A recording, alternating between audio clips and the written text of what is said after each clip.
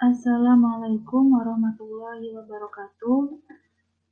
Nama saya Bella Anggunsari, NIM 21143011050, tingkat 1 reguler 1, sarjana terapan keperawatan Tanjung Karang.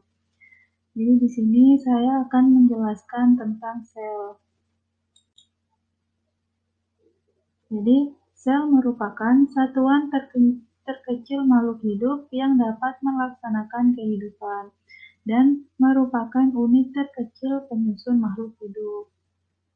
Selanjutnya, saya akan membahas tentang fungsi sel. Yang pertama, mengangkut nutrisi, oksigen, dan hormon.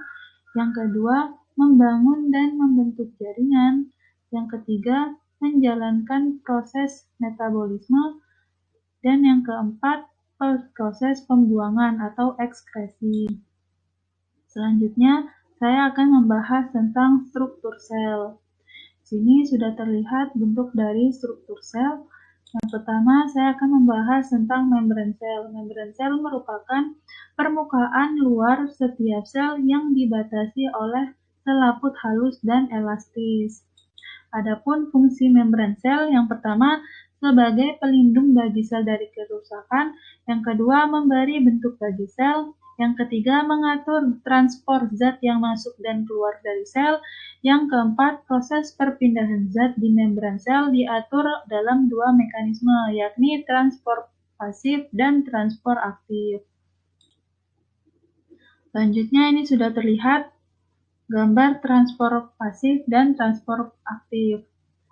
Transport pasif merupakan mekanisme perpindahan molekul atau zat yang tidak melewati selaput membran semi-permeabel dan tidak membutuhkan energi. Sedangkan transport aktif merupakan transport partikel-partikel melalui membran semi-permeabel yang bergerak melawan gradien konsentrasi yang memerlukan energi dalam bentuk ATP. Selanjutnya, saya akan membahas tentang endosis, yaitu yang pertama, fagositosis. Fagositosis adalah proses seluler dari fagosit dan protista yang menggulung partikel padat dengan membran sel dan membentuk fagosom internal. Yang kedua, pinositosis merupakan salah satu jenis endositosis di mana sel menengguk tetesan fluida ekstraseluler dalam bentuk vesikula kecil.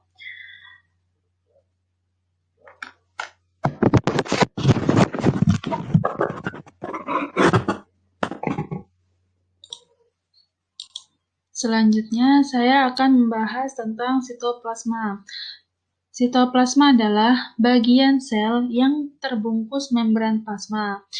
Sitoplasma sendiri terdiri dari air, protein, karbohidrat, lemak, mineral, dan vitamin. Adapun sitoplasma itu wujudnya berbentuk koloid, dan di dalam sitoplasma terlarut banyak zat.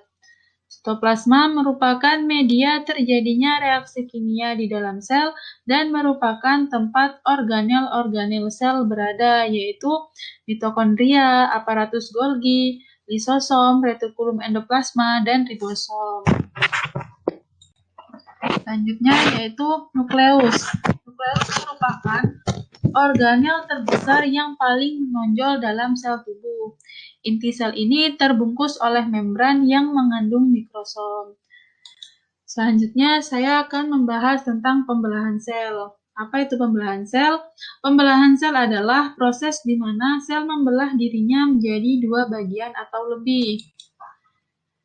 Dan jenis pembelahan sel itu ada dua. Yang pertama, pembelahan mitosis, dan yang kedua, pembelahan meiosis. Pembelahan mitosis itu menghasilkan 2 sel anakan, sedangkan pembelahan meiosis menghasilkan 4 sel anakan. Dan pembelahan mitosis, sel anak identik dengan sel induknya. Sebaliknya, dalam pembelahan meiosis, sel anak tidak identik dengan induknya. Dan pembelahan sel mitosis, kromosom sel anak sama dengan sel induknya. Dalam pembelahan meiosis, kromosom sel anak adalah setengah dari sel induknya.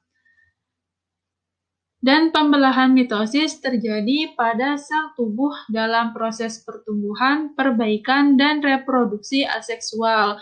Sedangkan pembelahan meiosis terjadi pada sel kelamin dalam proses reproduksi seksual. Di sini sudah terlihat gambar mitosis dan meiosis. Selanjutnya saya akan membahas tentang jaringan. Terdapat 4 jenis jaringan, yaitu jaringan epitelium, jaringan ikat, jaringan otot, dan jaringan syaraf. Yang pertama, saya akan membahas tentang jaringan epitelium. Merupakan jaringan terluar pada tubuh yang memiliki jarak sangat rapat antar sel. Adapun ciri-cirinya, yang pertama, jarak antar selnya sangat rapat, bisa dilihat di gambar. Dan yang kedua, memiliki pondasi membran basement. Yang ketiga, avaskuler atau tidak memiliki pembuluh darah. Dan yang keempat, terdapat satu atau lebih lapisan. Selanjutnya, yaitu jaringan ikat.